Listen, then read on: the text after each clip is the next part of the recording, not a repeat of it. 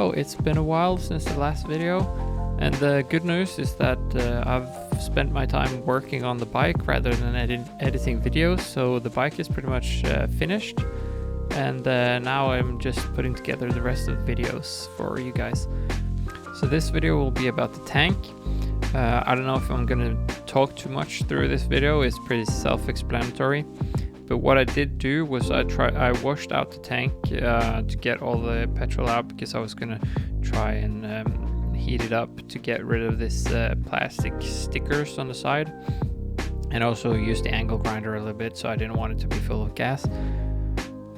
Now I just washed away all the yellow with acetone, and then I started grinding away some of those the sticker areas that you can see here. I was a little impatient, and I didn't find a paint stripper in my hardware store, so I just decided to grind it as good as I could and then spray over it, which worked fine. So here I'm using my soda blaster on the sort of the hard areas around the cap here where I can't get my grinder into, and also along the seams. Yeah, so some of those more difficult areas I soda blasted, and that just strips the paint totally clean and leaves the metal untouched. These two holes are under the seat originally, but my seat is obviously going to be a lot further down, so these will be exposed. So I'm going to fill this out with some liquid metal or whatever it's called.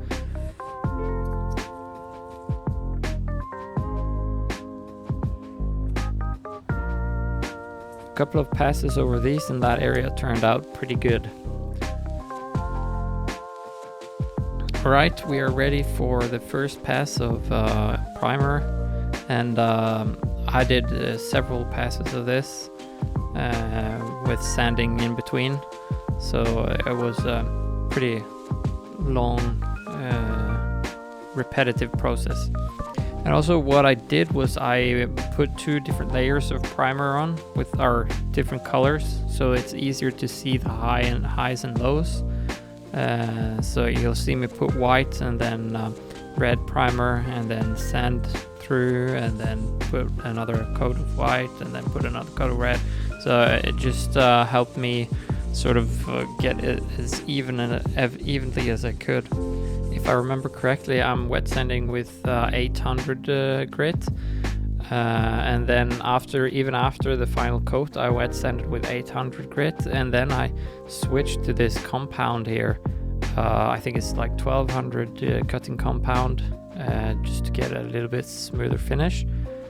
Now I'd be going back and forth a lot, and I finally had this good finish that I could just clear coat. But I thought it was a little bit boring with just this plain white color, so I really wanted to incorporate some sort of stripe or some sort of contrast here.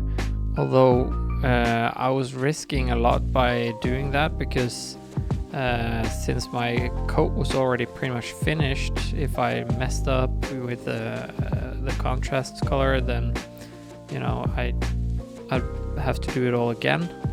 So, but I thought, let's try it anyways. So then once I was happy with the final surface I had, I was ready to clear coat it. Now I thought I was going to clear coat it with a gloss finish, but unfortunately I didn't look at the label on the bottle I purchased, so it was a matte finish. And once I realized that, it was obviously a little bit too late, and but it looks good. Actually, it kind of plays into the sort of rough look that I wanted for this bike anyway, so I really liked it.